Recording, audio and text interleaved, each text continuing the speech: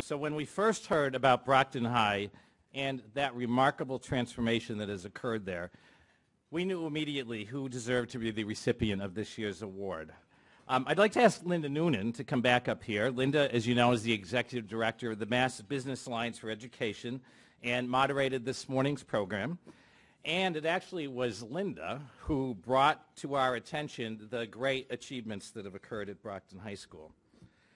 We created this award in 1998 to recognize the contributions of individuals, employers, and educational institutions for their efforts to improve public education and the advancement, employability, and productivity of the residents of the Commonwealth. It was named for John Gould in 2000 upon his retirement as President and CEO of AIM, and the award recognizes his many contributions to improve the quality of education and workforce development in the Commonwealth. So today, we are proud to present the award to Brockton High School, and I would invite up the star of the video, Dr. Susan Szachowicz, to come forward to the podium.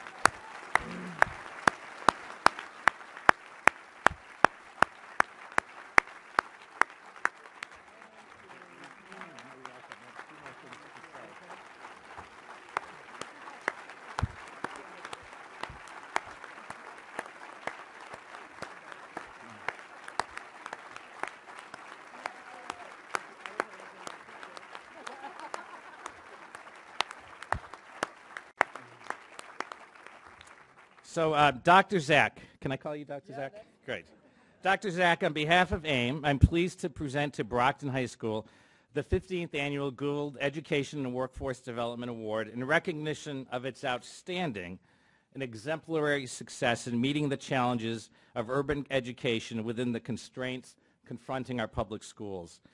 Congratulations to you, your colleagues, the students, and the entire Brockton community, including several elected officials who are here with us. Senator Scott Brown's Deputy Director Lydia Goldblatt is here, and Scott Brown sent a letter of congratulations, which I will give to you. Brockton Mayor Linda Balzati is here.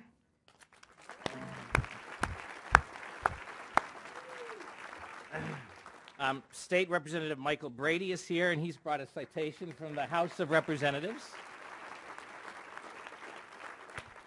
I also want to recognize School Superintendent Matthew Malone, who's here.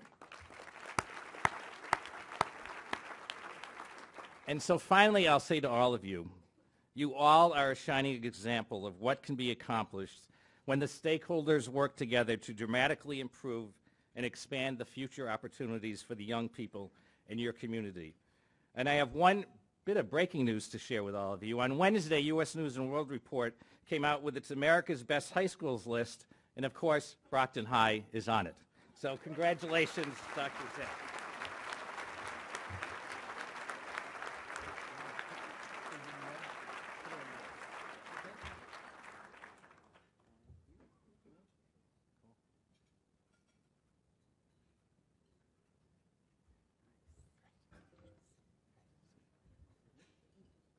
We are seriously so honored, and Linda, I worked with on a board, and we're surrounded by support, and we're so honored to receive this.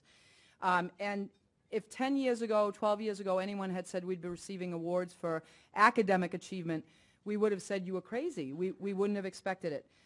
In fact, quick funny story was this: when I first became principal, I was out. I live in Brockton, and I was out, and I was at a store, and I had one of my 8,000 Brockton High jackets that say principal, and the woman said to me, "You're the principal of Brockton High?" And I said, "Yes, I am." And she said, "I'll pray for you, dear." I'm not kidding.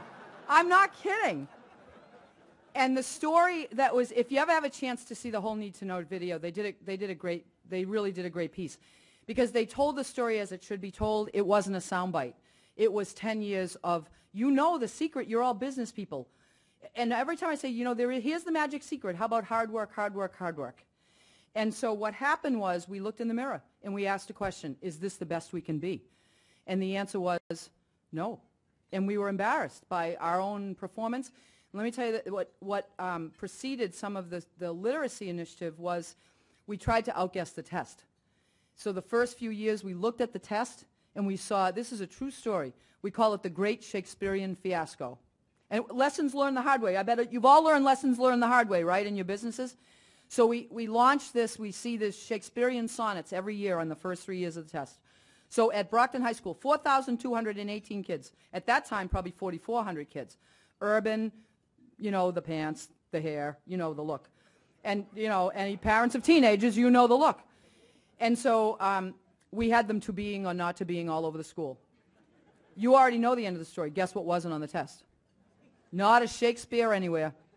And it was the best lesson we could have learned because we knew it needed to be about literacy, not about a test.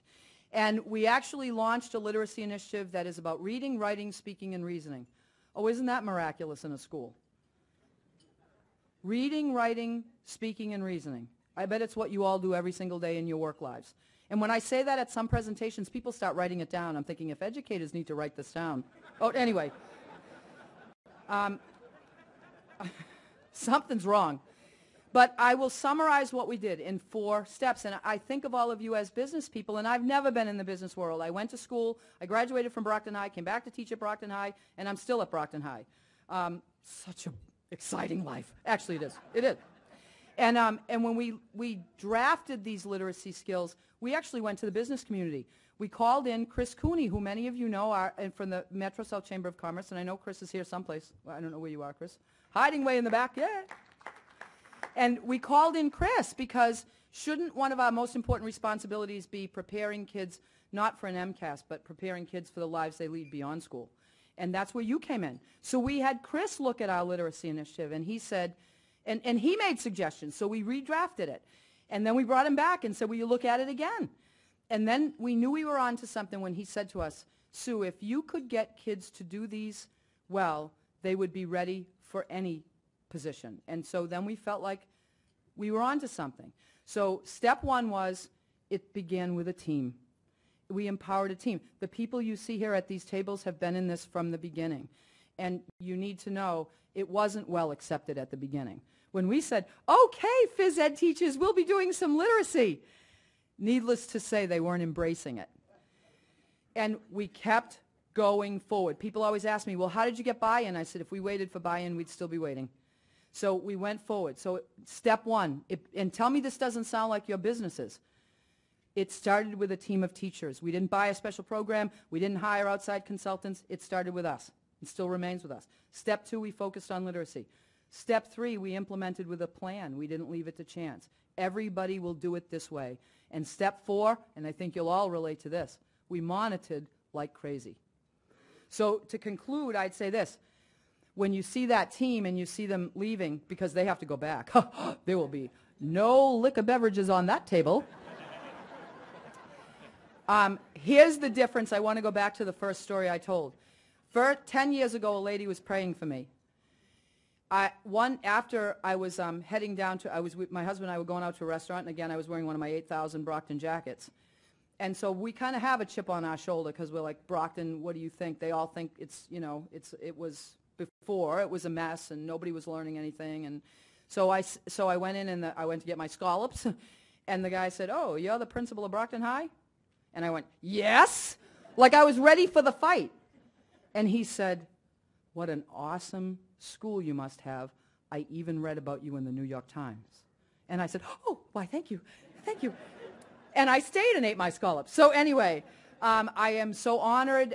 We are so honored because the bottom line is we know it takes a team, and there is no team on earth that works harder than this team. So thank you, Linda. Thank you, AIM. And thank you for letting us come out in the middle of the day and eat a fancy lunch at a fancy restaurant. So thanks.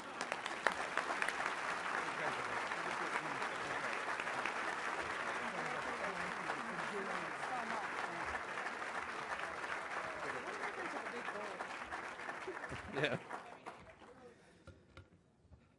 Dr. Zach, congratulations. You just need to increase your enthusiasm, I think. But otherwise, I think things are going great. And I was told to say, go Boxers, so the Boxers, right? Great.